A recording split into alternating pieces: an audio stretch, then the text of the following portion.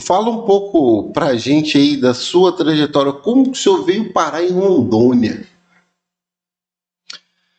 Rapaz, olha, foi bem complicado, bem diferente essa questão de ir para Rondônia, de vir para Rondônia, né? Porque estamos em Rondônia hoje.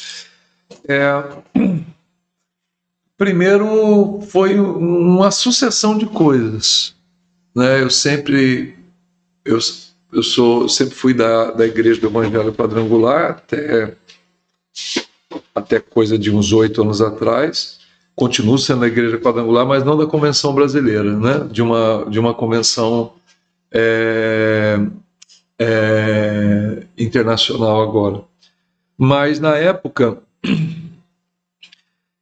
toda a relação assim, tipo,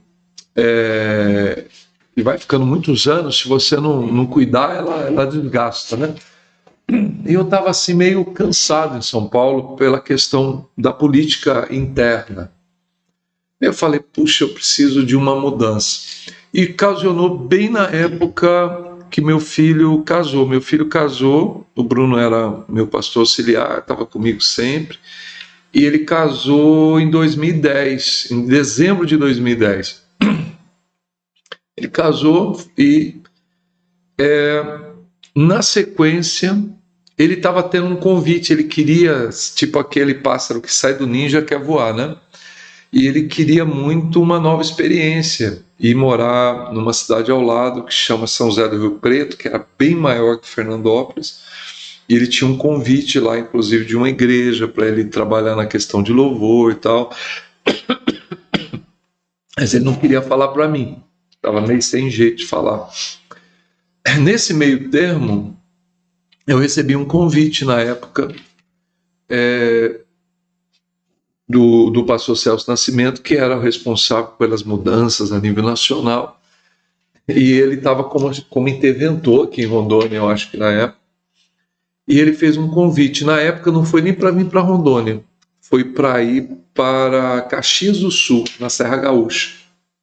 E eu fiquei feliz demais, porque eu sempre quis ir para o Sul. Eu estava no Sudeste, mas queria ir para o Sul. Sempre minhas campanhas, eu sempre fiz cruzadas, né? Pregava pelo Brasil todo, campanhas de cura, libertação, fazer aquela agitação toda. Sempre sendo pastor, sempre sendo ali, nos últimos anos eu era bispo, mas sempre tendo esse ministério itinerante também. E aí eu lembro que o meu pai na fé, um dos pais na fé meu, que foi o Rui Barbosa, ele tinha sido um dos fundadores ali da cidade de Caxias do Sul, da igreja, né? Quando eu fiquei sabendo, eu telefonei para ele, né? Já fiz aquele lobby todo. Rui, você conhece alguém lá? Eu tô indo para lá e tal. Ele ficou feliz. Puxa, Paulo, o dia que você for lá, eu vou pregar lá. Eu quero apresentar todo mundo para você lá. Você vai ser o meu representante lá. Eu fiquei feliz e tal. Aí, quando eu estava pronto para pegar a passagem para poder ir lá para a cidade para conhecer Caxias do Sul, eu só tinha passado uma vez de ônibus quando eu estava indo para o Uruguai, nem sabia direito como é que era Caxias do Sul. E aí, de repente, falou: olha, Paulo, antes de ir para Caxias, dá uma passadinha em Porto Velho. É caminho, né? Bem pertinho. É logo ali, né? Eu falei: tá bom. Aí, no fim, eu vim para Porto Velho, cheguei, né?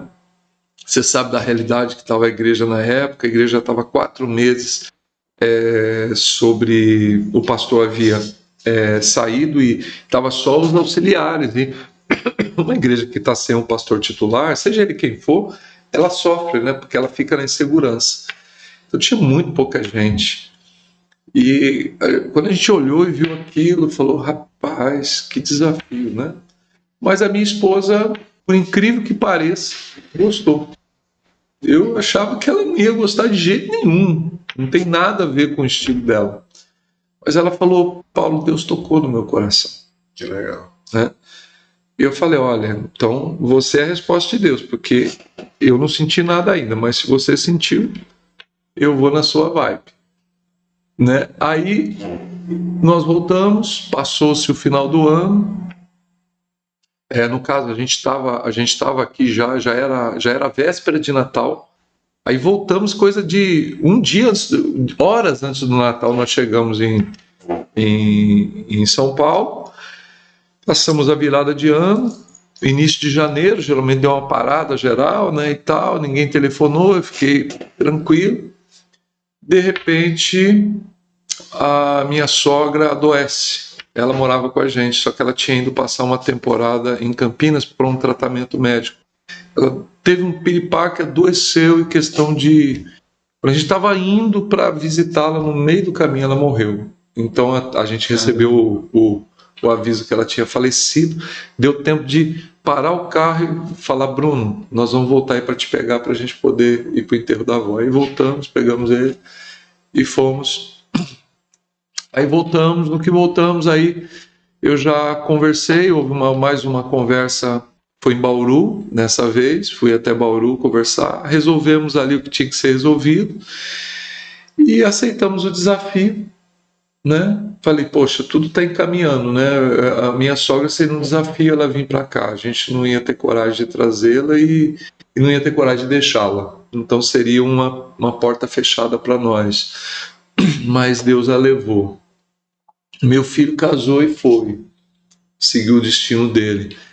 Então a gente achou que era tempo e aceitamos o desafio, viemos, né? Acho que nos primeiros 2 anos foi algo assim espetacular, né? O que a igreja cresceu e acreditamos que Deus tinha uma missão ali, né? E seguimos nosso destino. Estamos aqui hoje. Eu amo essa terra. Você falou rondoniense e rondoniano. Isso. Então eu sou rondoniano, meio que rondoniense quase, né? Eu sou rondoniense de coração, falo isso para todo mundo. Eu só não falo dá de fazer ainda, mas estou quase chegando ao ponto de falar que dá de fazer, né? Dá de fazer isso, dá de fazer aquilo, né? Como é que fala? Como é que fala aqui muito em Rondônia? Espocou, né? Não sei o quê. Quando estoura alguma coisa, fala espocou. Espocou. E tem outras coisas também que se fala aqui. Mas eu amo esse lugar. Eu acho que eu queria ter chego em Rondônia, e em Porto Velho especialmente, com 30 anos de idade. Eu falo assim, quando as pessoas vêm falar, até me leva a mal, né? Falei, olha, se eu tivesse chego com 30 anos, eu estava milionário hoje. Mas não é milionário no sentido só do interesse, não é isso. É porque aqui tem um lugar que, se você tiver ideias, se você tiver vontade de trabalhar, você cresce. Ainda faz em muitas áreas, principalmente na agrícola, no agronegócio, também na questão de lojas, né, de comércio. Tem muita coisa que dá para se fazer. É uma terra, não é uma terra para qualquer um. Aqui o cara precisa ter muita opinião, porque o clima aqui é difícil, né? Quando eu cheguei, eu achava que as pessoas aqui eram moles. Eu achava. Nossa, o pessoal muito devagar aqui. Mas na realidade, depois do meio-dia, na época do calor, não tem como. É um calor insuportável, né? E aqui tem aquela coisa, o vapor, né? Tem a questão da umidade amazônica, tem a questão dessa mudança de clima brava que dá. Muito rápido. É muito rápido. Então aqui o cara tem que ter saúde, ele tem que ter vontade, tem que ter opinião. Não é como São Paulo, por exemplo, que tem 4 estações. Você tem a época do frio mesmo, de verdade. Aí você tem a época do calor mesmo, de verdade, 40 graus, 42 graus. Você tem a época que é mais ou menos, que é o outono, primavera, que é aquela coisa tranquila, 22, 23, 11 graus à noite, depois 16, depois sobe para 18. Então isso a gente não tem, aquele ventinho. Então, aqui só tem 2 estações, né?